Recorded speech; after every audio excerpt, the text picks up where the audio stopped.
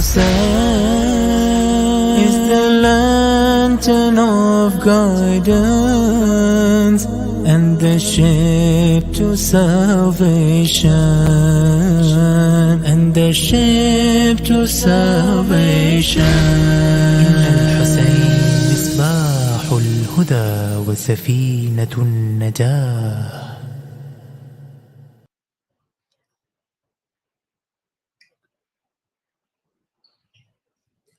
أعوذ بالله من الشيطان الرجيم. بسم الله الرحمن الرحيم.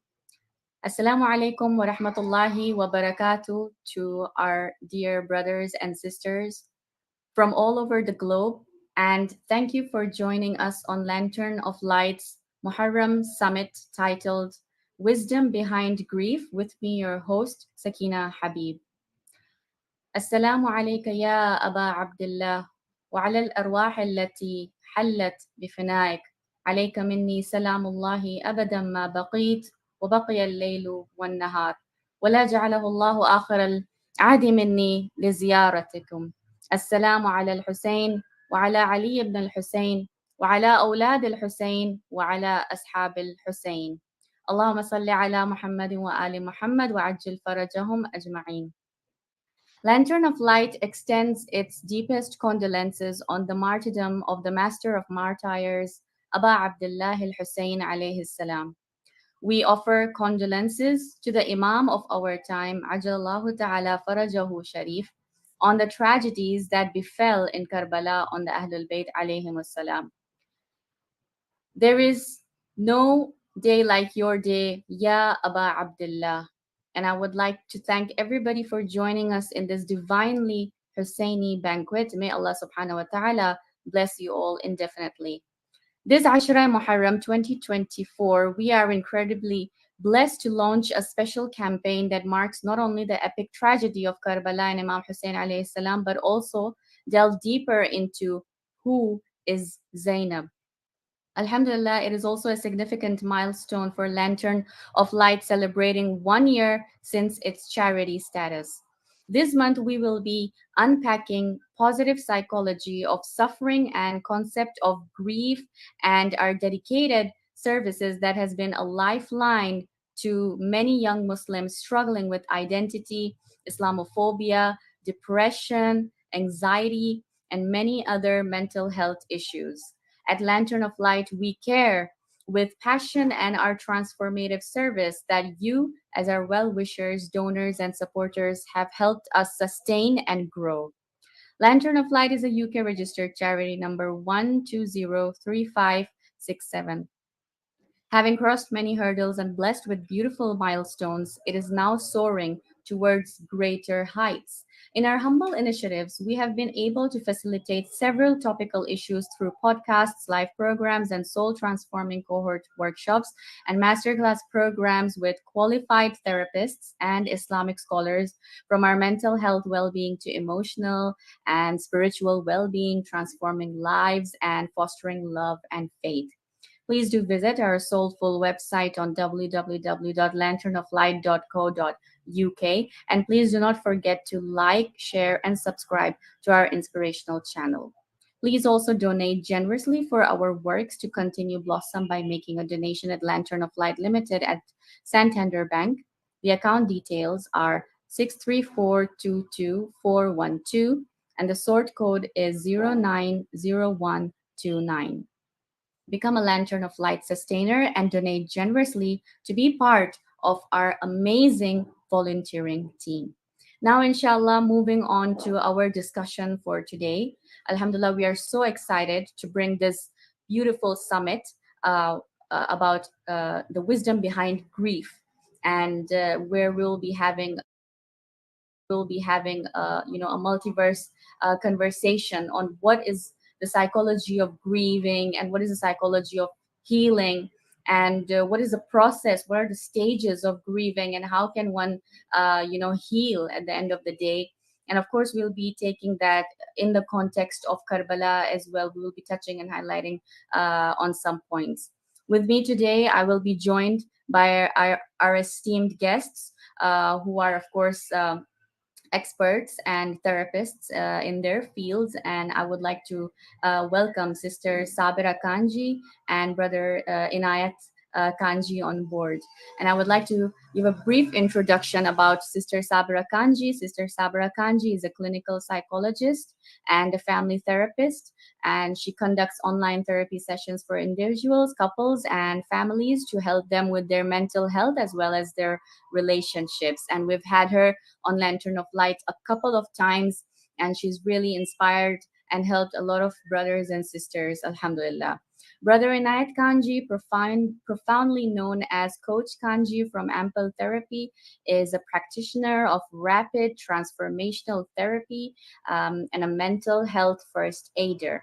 He is also a life coach who helps in educational therapy, and plus he's also a teacher who specializes in special educational needs. And without much further ado, I would like to welcome both our guests on board. Assalamu alaikum wa rahmatullahi wa barakatuh, Brother Inayat and Sister Sabira. Wa alaikum salam wa rahmatullahi wa barakatuh. Thank you for having us here. Thank you. It's an absolute pleasure and an honor to have both of you, Alhamdulillah. And also, I would like to say my condolences to you all. As you know, that it's the beginning of Muharram, and it is the Ayyam Azadari, and inshallah, let us all remember each other in du'as, inshallah. I would like to start off with Sister Sabira Kanji. Sister Sabira Kanji, when we talk about, grieving, when we bring the topic of psychology uh, of uh, of grieving and healing, can you explain the process of grieving and whether we all go through the same process when encountered with a loss? Yeah, that's a very interesting question and a good one to open our discussion today. So, grieving in a very simple form is to do with how we cope after we've had a certain loss. So, this loss can be both physical as well as, it could be an event, or it could be not something physical, but you're feeling it after a loss. So when I say events, it could be something like, God forbid, if someone has died or you're going through divorce, or certain other losses, like, maybe you have lost your job, or even other things like, you have lost your fertility, or you've had a miscarriage. All these events lead to grieving for that certain event or person that was in our lives, but is not there anymore. And when we talk about the process, so everyone goes through grieving in different ways. And sometimes we have a tendency to judge people that, why are they not coming out of their grieving process, or the other way around. Like if someone is getting back to life, we might again judge that, oh, this person is not even grieving. This person is, quite happy and looks very normal. But we should understand that everyone goes through it differently.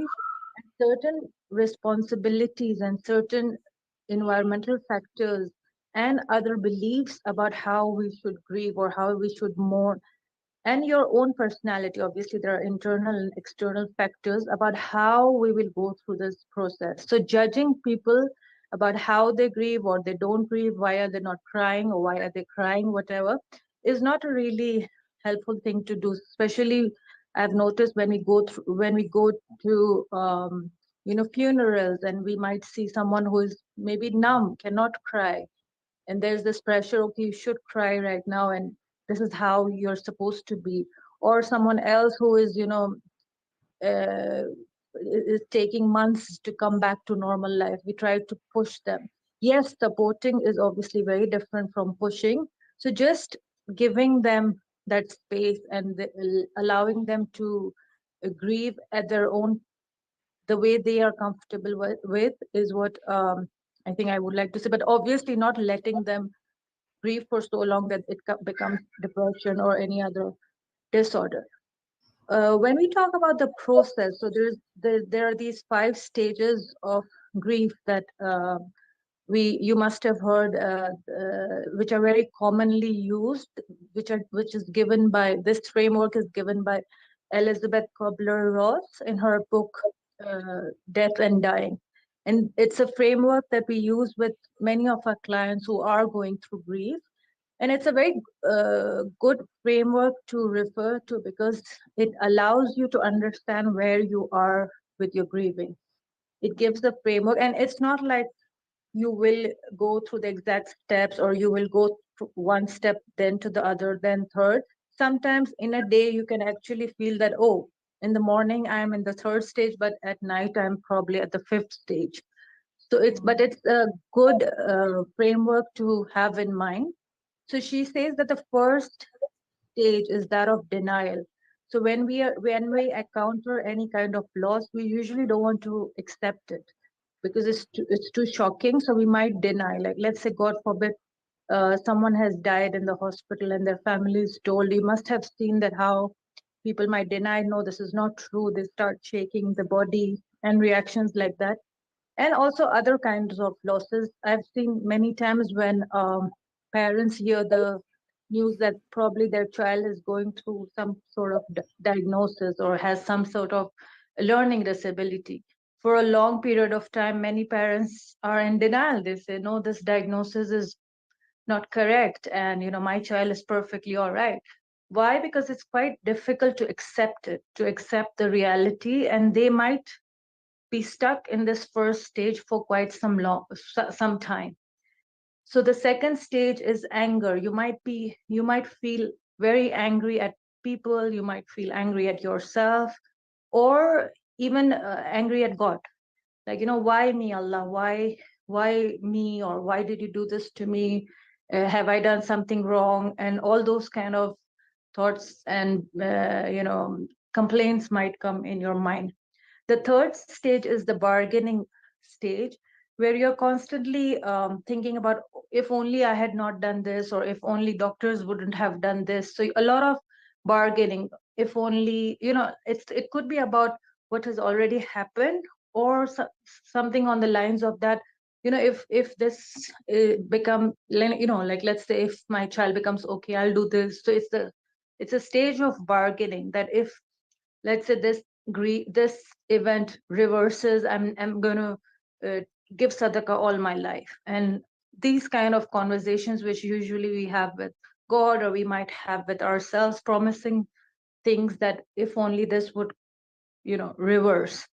The fourth stage is depression, where people feel very sad, and they might have symptoms of depression, and they're going through low mood and maybe crying spells, feeling lonely, feeling isolated. They don't want to interact with others. These are some signs of going through depression. And the final stage, which is the acceptance stage, which is usually our aim. Why? Because after all, we all know that you have to come back to life. And then in this stage, people then start accepting it completely. In fact, they give meaning to what they have lost, and they might actually use it in a more positive way and be okay with it and have that contentment in their heart. So these are the stages which usually people go through, and some people might go through one stage particularly more than the other, but usually it's these stages that we go through whenever we are grieving any kind of loss. Thank you, Sister Sabera. I think that was very interesting, actually, understanding how one goes through each stage. And as you said, that it can vary for some people depending on their emotional maturity, on their mental strength, how much can they handle. And I think the last part is very challenging, to finally accept it, like coming out of that depression phase and then, accepting it. And I think I would like to move on to Brother Inayat over here. If you could uh, share more about what Sister Sabra has touched upon, and can we just take a moment to discuss what challenges and losses one feels in the process of grieving? Thank you very much, sisters. No, I was listening quite intently to Sister Sabra because I think, as you mentioned, Sakeena there. She put it quite succinctly. But what was running through my mind while she was talking was exactly that. Before she reached the last stage and phase is acceptance. And beyond that was healthy detachment. What I mean by that is that as a young person, you learn from the environment around you.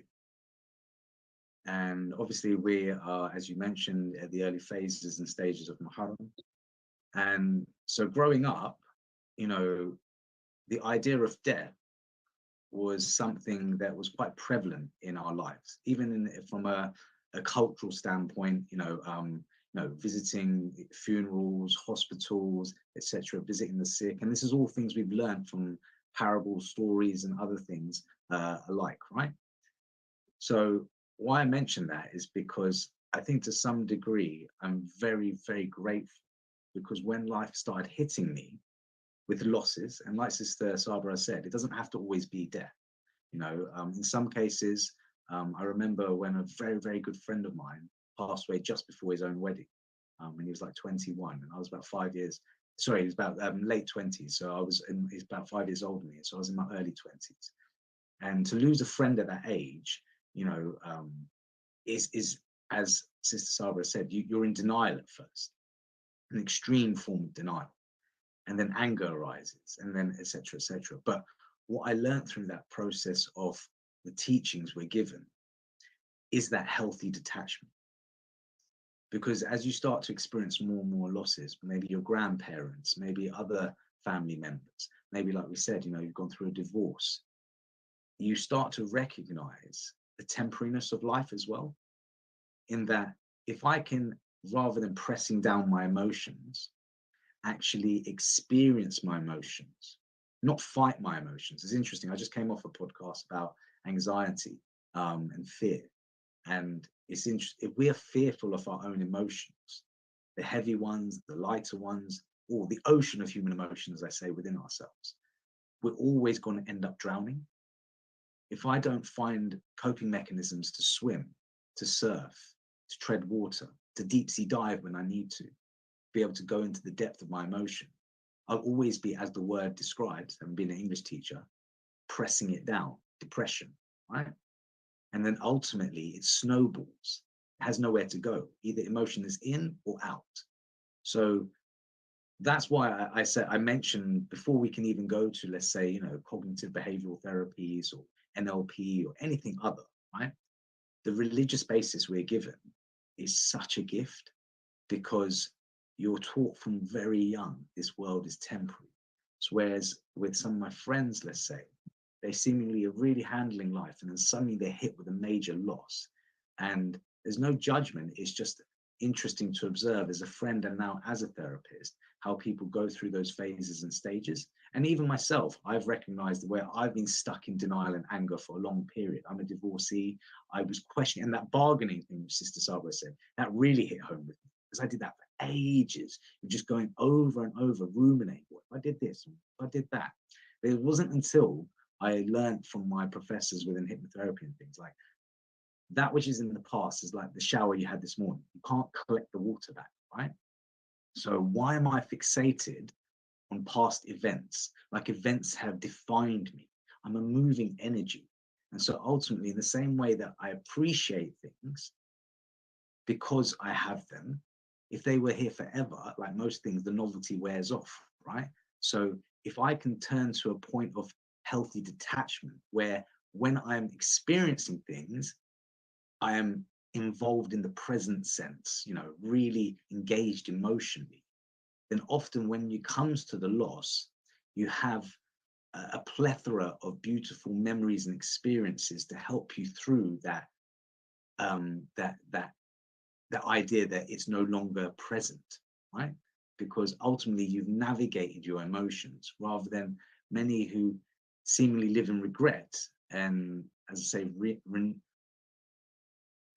focusing on the past essentially, and then snowballing that emotion. Emotions become thoughts that then become behaviors, and as such then really struggle with those processes and stages of grief, and get locked into individual stages for long periods of time before they reach the stage of acceptance and understanding that everything in life is temporary. And ultimately, that's why we should cherish it, because we don't know, even ourselves, if we're guaranteed tomorrow.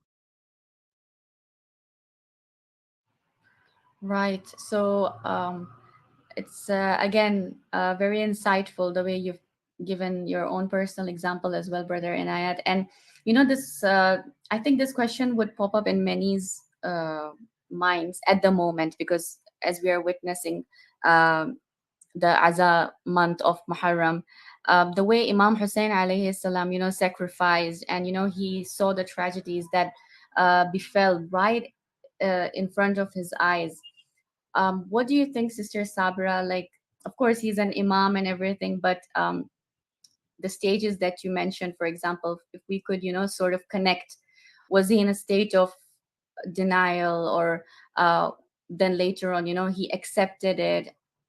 I mean, if we were to look into the context of Karbala, how would you say, can we take an inspiring lesson from the life of Imam Hussein by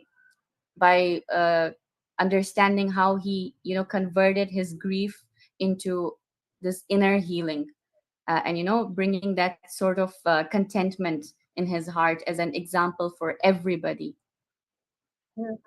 You know, Sister Sakeena, when we look at the tragedy of Karbala, and each person who was there in their different ways, they were there to submit to Allah, right? It wasn't like, you know, no question, nothing. Like Imam Hussein alayhi salam, you know, where we place him, it's unimaginable for us to even think of us losing, like going through so many losses from morning till the afternoon. Like these are the deaths that we usually talk about, like the people he had lost. But there were also other losses for years and years, and even after the tragedy, Imam Zainul Abidin and Hazrat Zainab had to go through so many losses. It wasn't just the loss of lives, but because they knew that this is for a purpose, we don't see them stuck anywhere. Yes, they grieve. Yes, they, you know, they are sad, obviously. Yes, Imam Hussein alayhi salam, like, you know, we say that when he was carrying Hazrat Ali Akbar, he lost his sight. He couldn't carry his own, you know, son who was in his uh, teens, and it was very difficult for him. He lost sight. His back was broken. But so what I understand is they were going through grieving. They were grieving. They were hurt. It wasn't like they were, like brother and I said, you know, just repressing their emotions. They were feeling their emotions, but because the purpose was so big, and it wasn't about them, it was about serving Islam and being that abd, that worshipper of Allah, where you don't question, you just surrender. And that is why we hear from Hazrat Zainab, when she was asked that what was, how did she find it? She says, I didn't see anything but beauty. I mean, we have to work. We can't even imagine, you know, being there. But they are our role models, and at least we can, whenever there is a loss, we can keep that perspective that, okay, what is it behind this loss? What is, how can I connect better to Allah? How can I see myself grow out of this? How can I use my uh, capabilities that Allah has given, and use the examples that I have to get out of this grief? And like brother and I said, you know, not having that attachment, to detach from that loss and continue my journey as Allah's abd, as Allah's human being who has a purpose in this life, who is here for a temporary time period. So getting attached to people, things, is not going to serve me. And how can I use the example that the number of examples that we have to help me get out of my loss? Absolutely. And I think, you know, I would like to ask Brother Inayat this question, that really, is it possible to mobilize self-healing? Does it come very easily, or it depends on the person's personality, or the time frame? What do you think, Brother Inayat? Like already been mentioned, it is very much subjective. The process is based upon your individual story, your experience. You know, from young, we come into this world like a blank slate, and we don't always have control of the environment around us. And thus, we all have individual purpose, because one can't compare with others. You know, one has to have faith that ultimately it's life on life's terms, and the greatest planner is God. So within that, every individual will experience a very different nature and stages and phases of grief. However, what we all can benefit from is learning coping mechanisms, ways in which I can process my emotion so I can journey through these phases and stages in a healthy manner. So, like Sister Sabera said, we have many examples that it is not for one to not experience the emotion. The grief is present, the sadness should be there, right? If at the moment we can relate it to what's happening in the world, in Gaza, for instance, right? You know, I can't imagine how I would cope with such a loss. You know, the idea of just losing my parents is such a weight on my mind sometimes, you know, because they're elderly. And then I observe my friends who have already lost their parents. So how would I can even give the example of my parents. They lost their first child at 14 months. You know, how does a young parent process that? So when it's taken from you so tragically in war, forced upon you by injustice, all these different emotions and thoughts must be swirling around the individual. How does one cope? So we have examples, obviously, of faith. Religion is an amazing thing because you're letting go of control. You're giving it to a higher power. And that in some way is a relief in itself. But I understand that sometimes that can be quite a profound statement for some, and to reach that point is really difficult. So within it, what I've learned is, first and foremost, one cannot find safety in isolation. There's a reason why we have a community. There's a reason why we have communal gatherings in times of celebration and sadness. Our whole calendar is dictated by it, in effect, as Shias, right? Because when we share emotion, we find resilience. In order to find security first, we have to be able to share and feel safe within that safe space of sharing. And then you can't do it the other way around. I will be resilient, and then I might share with some people, and then I'll find safety. It often doesn't work like that. It's the other way around. In being vulnerable and understanding we are no different from one another, you relieve yourself of judgment as well. Because ultimately you recognize, as we said, we're just human. And it's a bit of an illusion, this idea of control, because you never know when tragedy might befall you. So to prepare for it, to understand how to process grief and loss, in whatever form it comes in, it is about talking to friends, expressing oneself, processing that emotion out loud, letting it out. When one finds that their mind is overactive because emotionally there's a struggle, often I'll turn to physical things. So that's why we have things like prayer, you know, even take it to physical activity, you know, spending time in just movement often releases emotions and hormones and different things that can quieten the mind somewhat, right? But these are just practical tips, as I say. Beyond that, I think it's the most important thing is, as I mentioned before, just letting emotion out, because when you press it down, it snowballs and it causes ripple effects within yourself, which then can manifest often in health problems and all sorts of other things, right? Relationship issues, etc. So, yeah, to be able to go through healthy stages of grief, it's very individual, but ultimately, I really, really do implore people to find healthy coping mechanisms of expressing their emotion. I mean, look, why we have Latmiya, Marthams and things like that, for those who don't understand it, the way I've always understood it is because it's a healthy means of expressing oneself and their grief. I think you've brought in some solutions or some ways how one can overcome the process of grieving and how they can attain this inner healing. And I think I will ask Sister Sabera as well, that Sister Sabera, what are some ways possible to help overcome the process of grieving, and how can other people around help those who are going through a loss? Even Brother Inayat mentioned, like, it's important to have your community around, to communicate with your friends, to not be isolated. So can you share some pointers from your side now? Yeah. So as Brother and I mentioned a few of the ways that we can, make this grieving process easier and come back to life. One of the things that I find is quite helpful is having a routine, like whether you, even if it's not grieving, even if it's going through depression or any other mental disorder or any other emotional struggle, having a routine really helps you force yourself or push yourself to do things without getting stuck. Because let's say even in depression, we know that people even have a difficulty making their bed or even going for a shower.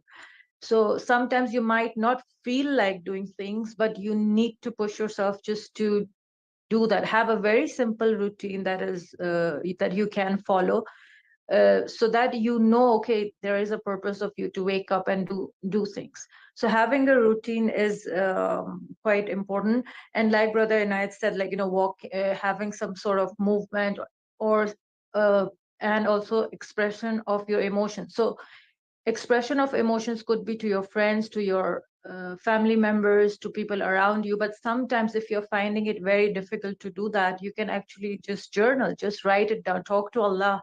If you don't feel like talking to people, or you don't feel as connected, or you feel they don't understand you, at least let those emotions out in a healthy manner. And before even letting them out, just being aware of your emotions. What am I feeling right now? What is it? Because sometimes we don't really allow ourselves to feel a lot of emotions.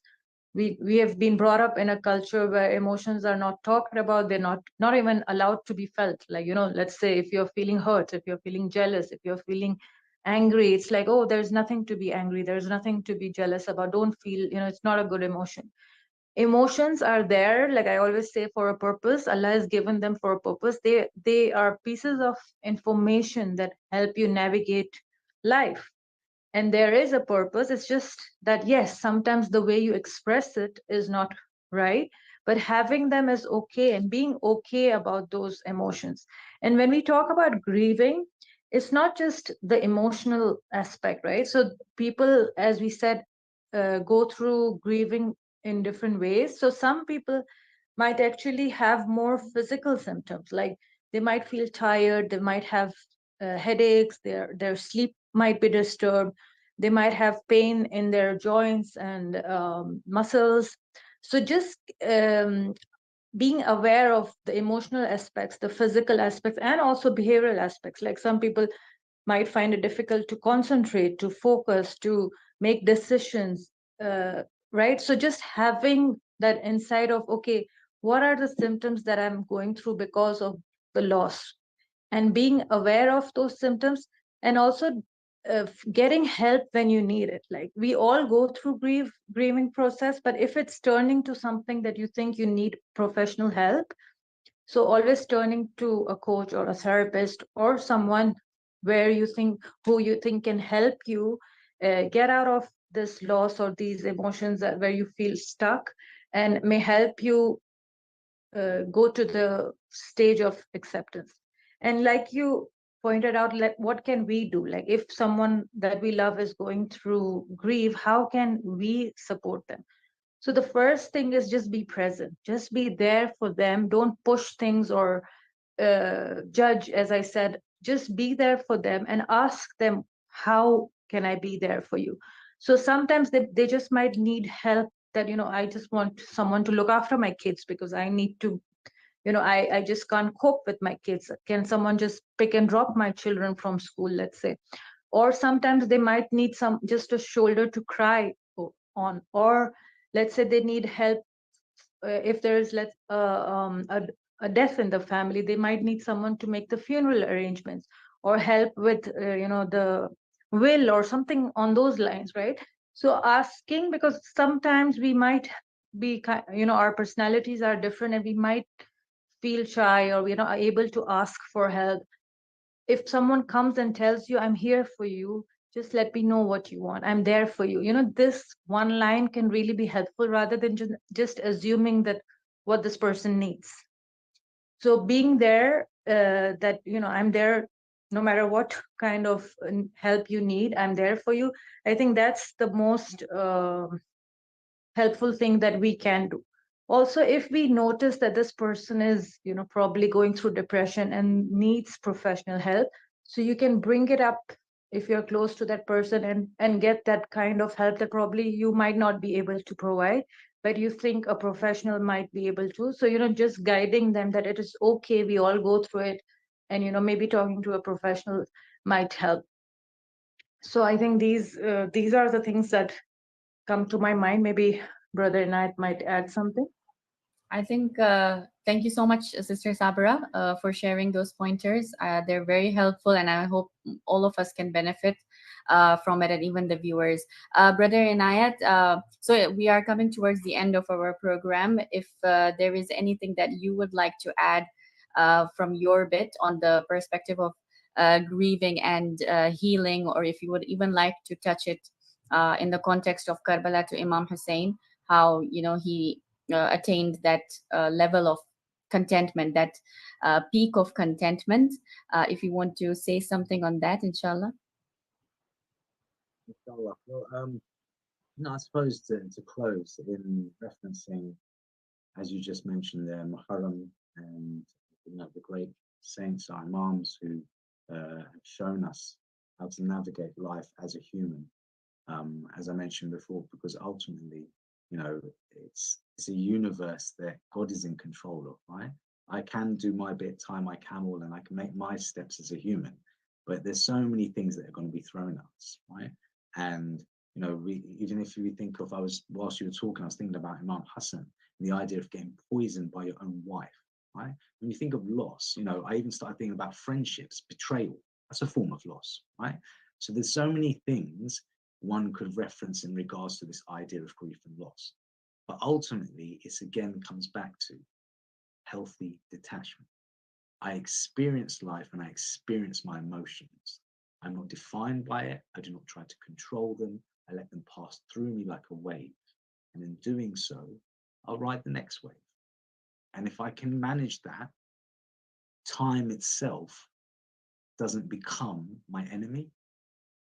Because within grief, sometimes time itself can be a real struggle and strain. We talk about people who can't even make the bed because these are all emotional attachments. You might have had a partner who was sleeping next to you. You no longer have that partner. I was speaking to my aunt the other day. She lost her husband at 79 years old due to cancer. She's great during the day because she's busy. It's the nighttime where she's alone with her thoughts and emotions in that space which holds those memories, which is the hard part, right? And so we try as much as we can to be present for those people. Sometimes even just a sounding board, don't say a word. I'm just there for you to share your emotion, to let it out. So as much as we can, let's be there for one another in times of celebration and in times of hardship. And in doing so, learn from one another, because ultimately that's all life is about, really, learning how to cope with this existence before we meet our maker. Thank you so much, Brother Inayat, for sharing those wonderful points. And thank you so much, Sister Sabera, for adding in your insightful perspectives as well. And thank you. We have come towards the end of our first episode. I would like to encourage all our viewers to please keep liking and supporting our summit throughout in this month of Muharram. And also, I would like to encourage all our viewers to keep sharing these episodes as much as possible. And if we can benefit, then that's going to be very good and amazing for everybody. And please do tune in to these series, inshallah, on an everyday basis for the 10 days of Muharram and onwards as well. Inshallah, we'll be bringing to you different topics under the banner of Wisdom Behind Grief Summit of Muharram. which Lantern of Light has launched. With that, I would like to take my leave. Thank you so much. This is Sakeena Habib signing off. And please let us remember each other in du'as in these ayam aza. Jazakumullahu khairan. Wassalamu alaikum wa rahmatullahi wa barakatuh.